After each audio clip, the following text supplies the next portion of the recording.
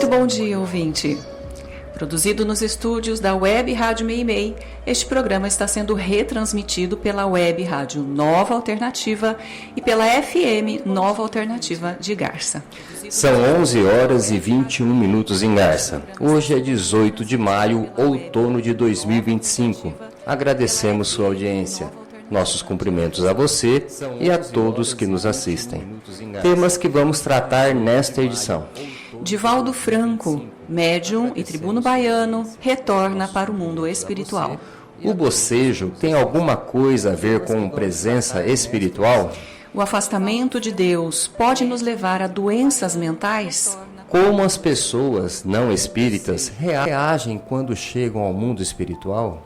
A desobsessão pode levar o obsidiado a óbito? O que acontece quando buscamos a felicidade somente nas coisas materiais? Você participa de Momento Espírita enviando perguntas ou comentários por WhatsApp para o número 14 981 05 15 35. Repetindo o nosso contato via WhatsApp. 981 05 15 35 DDD 14. Mande o seu recado. Atenção para o livro que vamos sortear ao final desta edição entre os ouvintes que se comunicarem conosco por WhatsApp até 15 para meio-dia, dizendo que estão ouvindo o programa. As Ruínas, publicação da editora Petit, é um romance do espírito Antônio Carlos, recebido pela médium Vera Lúcia Marinzec de Carvalho. Mande sua mensagem para o 14 981 05 15 35. Equipe desta edição: controle técnico e sonoplastia Gustavo Souza, assistência técnica Augusto Tavares, Cláudio para atender os ouvintes e apresentação Luiz Eduardo e Juliana. Momento Espírita, um tempo de paz.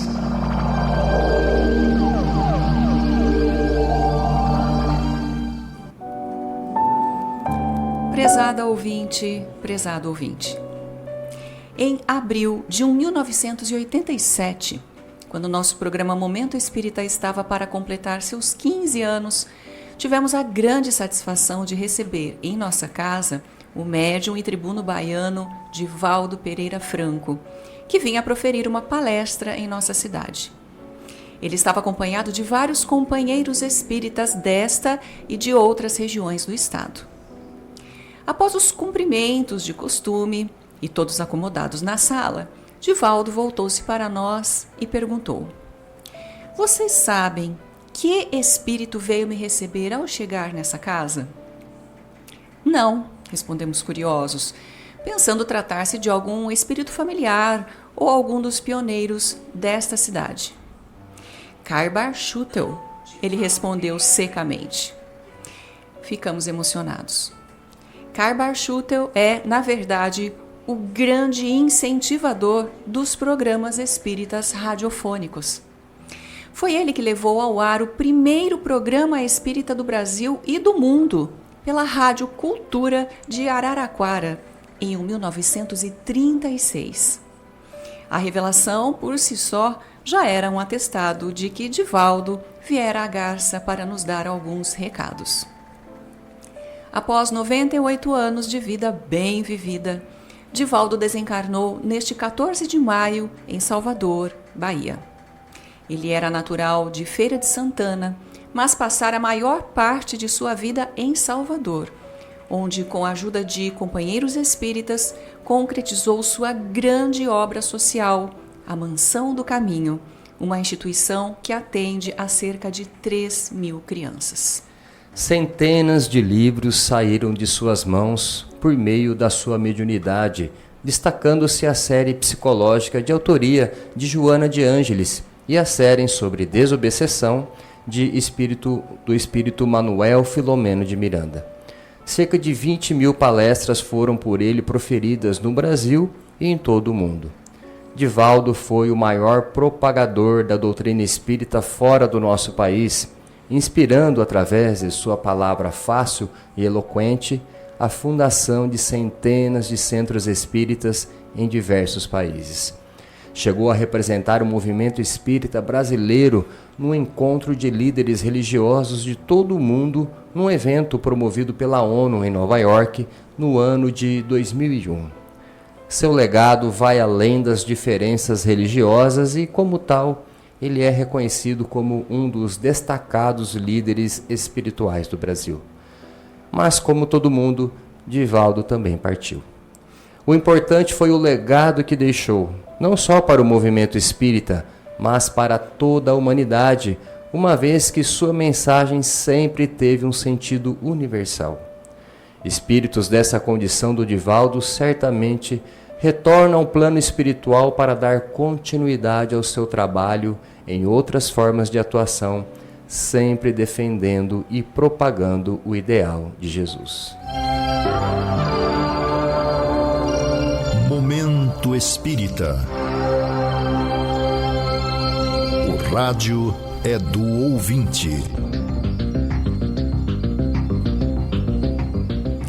E um dos nossos ouvintes quer saber se o ato de bocejar pode ser causado pela aproximação de um espírito. Esta questão não é nova, até porque durante as sessões mediúnicas não é difícil perceber que certas pessoas bocejam e, mais ainda, que algumas dessas pessoas que costumam bocejar acabam dando passividade para a comunicação de espíritos. A princípio, sabemos, por informações científicas, que o bocejo é um ato reflexo e fisiológico, quase sempre associado à sonolência. Este ato envolve vários processos do corpo, como a inalação de ar, contração de músculos e ativação de neurônios. Por outro lado, o processo mediúnico, ou seja, a atuação do espírito sobre o médium, começa no cérebro, mas sua repercussão ou a forma como vai se manifestar depende da reação de cada um, até de sua personalidade. O que caracteriza a manifestação espiritual e a atuação do espírito é o tipo de reação de cada médium. Assim, entendemos que é possível que essa atuação provoque bocejo em uns e não em outros, como é sempre possível que o bocejo não tenha nada a ver com a atuação espiritual. Logo, não podemos considerar que o bocejo seja um sintoma seguro de mediunidade. Isso depende de cada um, até porque todos nós bocejamos. Esta pergunta tem surgido em nossas reuniões de estudo quando relacionamos a vida com as nossas condições espirituais. Estamos assistindo a um crescimento preocupante do número de pessoas com problemas mentais, o que parece que não era comum no passado. Será que essa situação se explica pelo afastamento das pessoas de Deus ou pela vida corrida de hoje?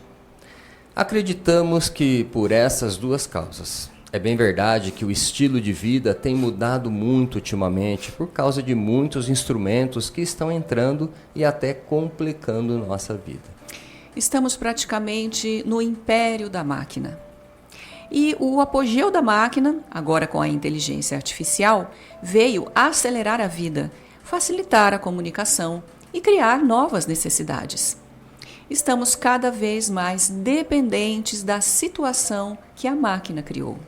Nem mesmo as crianças escapam disso.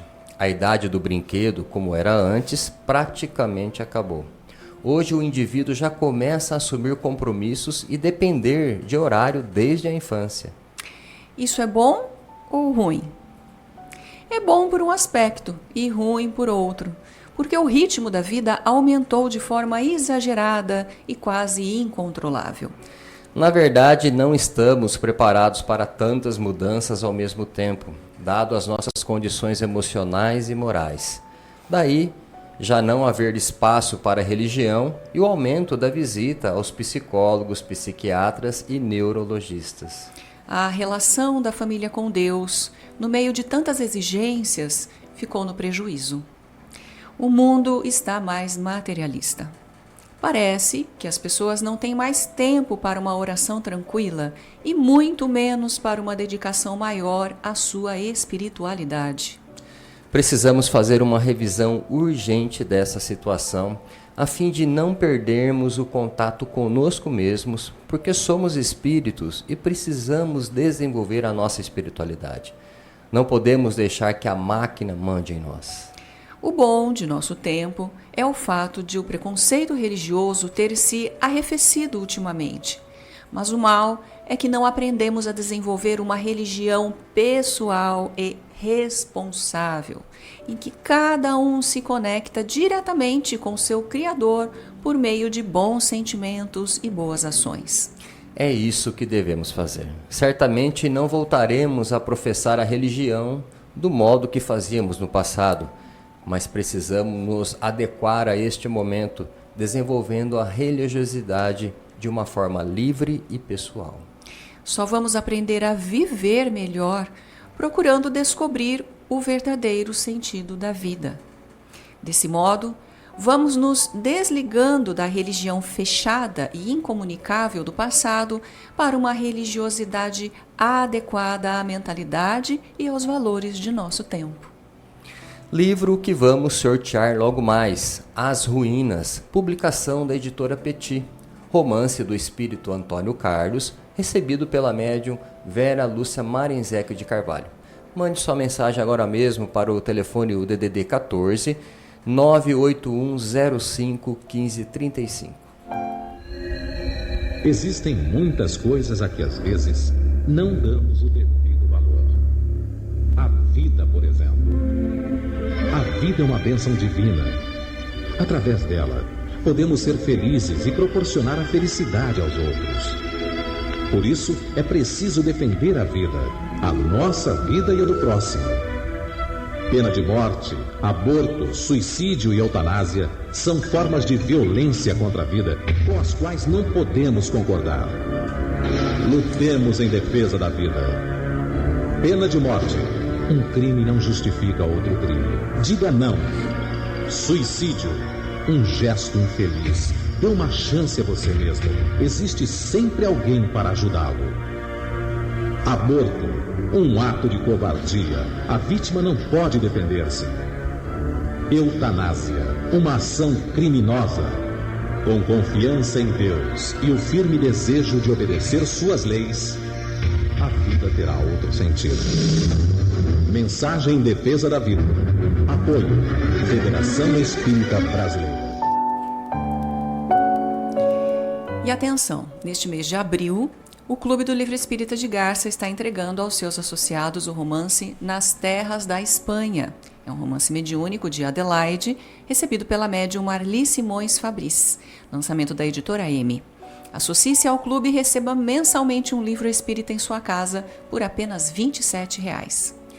As atividades de evangelização infanto-juvenil acontecem domingo a partir das 9h45 no Lar Meimei. Às 10 horas, temos a reunião dos jovens para a discussão de temas atuais à luz da doutrina.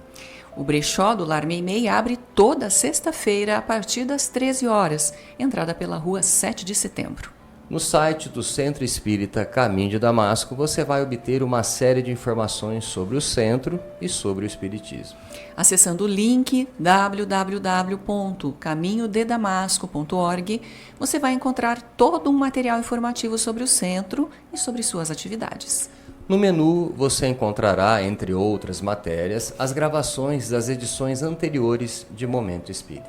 Encontrará também informações sobre o Clube do Livro, videopalestras de temas variados, bem como mensagens espíritas em card e em áudio. Questão formulada por uma jovem que está frequentando a nossa casa espírita. O que os espíritas mais falam é sobre a vida depois da morte. Disso eles têm convicção. Mas o que eles pensam dos bilhões de pessoas em todo o mundo, das mais diferentes religiões, que não são espíritas e que também morrem? Como essas pessoas enfrentam essa situação quando chegam do outro lado da vida? A crença na vida depois da morte não é nova. Pelo contrário, os primeiros humanos, desde as épocas mais primitivas da pré-história, quando já prepararam túmulos para seus mortos, preocupando-se em homenageá-los, eles o faziam porque acreditavam na sobrevivência do espírito. Ademais, as religiões, de um modo geral, em todo o mundo, tanto no Oriente como no Ocidente, consideram que a vida não termina com a morte, que há algo além. Elas só não detalham como é isso, e seus adeptos acreditam que sobreviverão à morte. A crença na vida após a morte, portanto, é uma tendência muito forte no ser humano. Ela está nas bases de todas as culturas, de todos os povos. Allan Kardec, em suas obras, afirma que nunca existiu um povo ateu. De fato, nunca houve ateísmo no passado, pois, ao que parece, essa disposição de acreditar na continuidade da vida faz parte de nosso instinto de sobrevivência, falando aqui de sobrevivência após a morte. Mais recentemente, alguns geneticistas de renome passaram a falar num gene de Deus, e neurologistas respeitáveis também parecem terem localizados nas circunvoluções do cérebro pontos referentes à crença em Deus e na imortalidade. A situação do Brasil é muito peculiar, porque somos uma nação basicamente religiosa. Fomos catequizados pela Igreja Católica durante séculos e acreditamos que boa parte dos católicos e evangélicos que vieram depois já levam em conta a continuidade da vida, embora não saibam como isso acontece. Desse modo, não é novidade para ninguém despertar do outro lado da vida e encontrar familiares e conhecidos que partiram antes. Nos relatos de André Luiz, encontramos inúmeros casos relatados por ele a respeito. Na grande maioria das vezes, os espíritos, que não foram espíritas, podem se surpreender, mas não se assustam e até experimentam um alívio ao constatar que escaparam da morte, principalmente aqueles que esperavam serem condenados ao inferno. É claro que existem as exceções. Espíritos que não se deram conta de que não estão mais nesta vida e outros revoltados porque não encontram o céu que lhes foi prometido. Alguns casos relatados por André Luiz mostram como pessoas que tinham a certeza do céu, principalmente as que seguiam religiões salvacionistas, revoltam-se quando se vêem em sofrimento, cobrando de seus líderes recompensas por terem contribuído até mesmo com bens materiais para suas igrejas. Entretanto, para concluir, podemos dizer que acreditar na continuidade da vida é uma forte tendência do ser humano, razão pela qual a grande maioria das pessoas apenas vai descobrir o que já suspeitavam: há uma vida depois desta. E o ouvinte de Veracruz pergunta se a desobsessão pode causar a desencarnação do obsidiado. Desobsessão é o processo de afastamento do espírito obsessor da pessoa que se encontra sob seu domínio. Os centros espíritas procuram desenvolver a desobsessão por meio de sessões mediúnicas e tratamento espiritual do encarnado. Há casos de obsessão, é claro, não são todos, em que essa ligação entre o desencarnado e o encarnado, obsessor e obsidiado, portanto, já ficou tão profunda que um sustenta a vida psíquica do outro. O que está no mundo físico depende do que se encontra no mundo espiritual e vice-versa. Trata-se do que alguns autores, como o próprio André Luiz, chamam de simbiose espiritual, decorrente de forte sentimento de ódio que uniu de forma violenta esses espíritos desde outras encarnações. Se a obsessão é uma doença, segundo Kardec, a simbiose espiritual é a mais grave condição pela qual pode se encontrar o encarnado, que por mais que faça, não consegue se desvincular de seu companheiro espiritual, embora este seja um inimigo. Por tais razões, o tratamento da desobsessão deve ser muito cuidadoso, pois é preciso verificar até que ponto o afastamento do obsessor não seria prejuízo ao desencarnado. Primeiramente, com relação à vida psíquica do obsidiado, e depois, quanto às suas condições de saúde, pois o encarnado pode ficar tão debilitado com esse afastamento que venha a pôr em risco a própria vida. Por isso mesmo, é bom que se diga, a desobsessão não é somente um afastamento. É um processo de educação espiritual que começa no encarnado e deve envolver também o obsessor, para que ele perceba o mal que está fazendo a si mesmo enquanto prejudica o outro.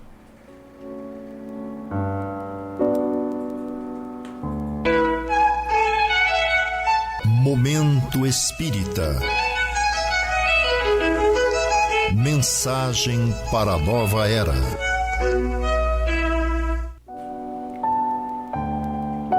Conhecendo a doutrina espírita, felicidade. Você é feliz? Há pessoas que responderiam imediatamente que sim, outras que não. Outras ainda diriam mais ou menos. E por último haveria aquelas que confessariam: não sei, nunca pensei nisso. A qual desses grupos você pertence? Felicidade, mais do que qualquer outra coisa, é uma condição íntima, um estado de alma, pois ela depende de cada um julgar-se satisfeito ou não com a vida que leva, e principalmente julgar-se satisfeito consigo mesmo, aceitando-se e amando-se. É bom que você saiba que a aceitação de si mesmo, como você é que leva à aceitação dos outros, como eles são. No mundo de hoje, materialista e consumista por excelência, colocamos a felicidade em alguma meta muito próxima, como, por exemplo, ter um bom salário, casar com a pessoa ideal, morar numa casa confortável, poder exibir o carro do ano, acertar na Mega Sena e assim por diante. Entretanto, se a felicidade estiver condicionada a tais condições materiais, jamais seremos felizes, porque tudo que é material é transitório. Aquilo que temos hoje, com certeza, vamos perder amanhã. Até mesmo nosso próprio corpo vamos perder um dia. Nem isso levaremos conosco. Logo, se felicidade depender apenas do ter, no máximo poderemos ter alguns momentos felizes, mas não seremos felizes. Em matéria de felicidade, há uma diferença significativa entre ter e ser. As condições materiais da vida são sempre precárias, para todo mundo, rico ou pobre, pois quanto mais bens uma pessoa tem, mais ela quer ter, mais necessidade tem de ter.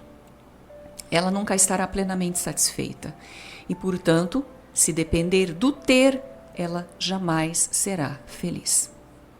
Contudo, se abordarmos a felicidade do ponto de vista espiritual, temos uma outra concepção do que significa ser feliz.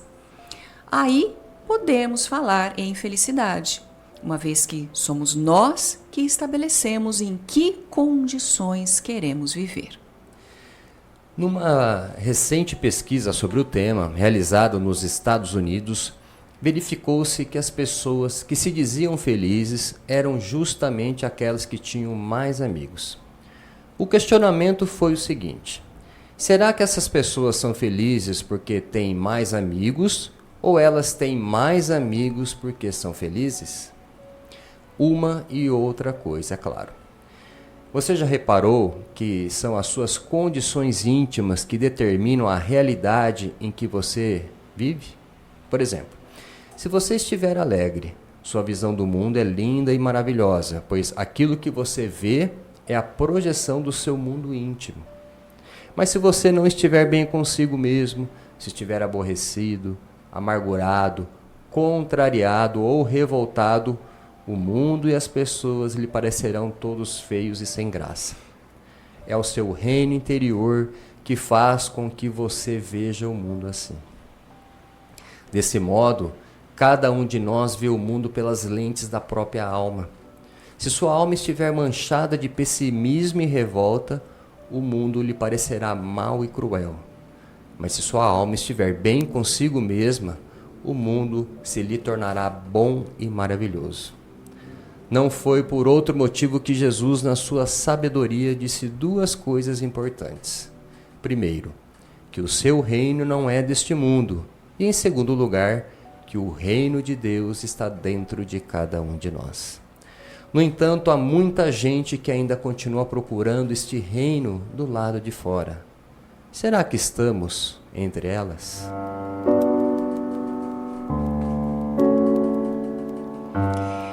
E atenção, ouvintes.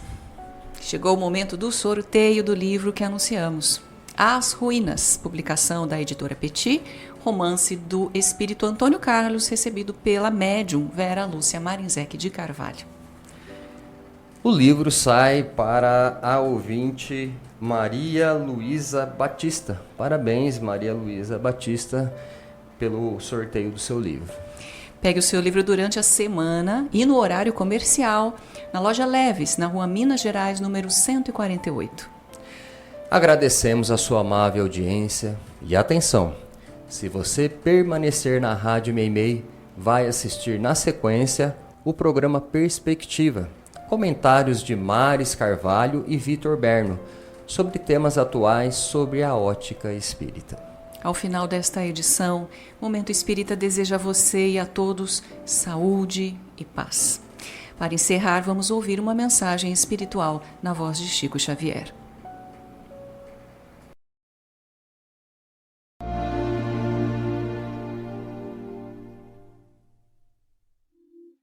Confia sempre. Não percas a tua fé entre as sombras do mundo. Ainda que os teus pés estejam sangrando, segue para a frente, erguendo-a por luz celeste acima de ti mesmo. Crê e trabalha, esforça-te no bem e espera com paciência. Tudo passa e tudo se renova na terra, mas o que vem do céu permanecerá. De todos os infelizes, os mais desditosos são os que perderam a confiança em Deus e em si mesmos, porque o maior infortúnio é sofrer a privação da fé e prosseguir vivendo. Eleva, pois, o teu olhar e caminha, luta e serve, aprende e adianta-te. Brilha a alvorada além da noite. Hoje é possível que a tempestade te amarfanhe o coração e te atormente o ideal, aguilhoando-te com a aflição ou ameaçando-te com a morte. Não te esqueças, porém, de que amanhã será outro dia.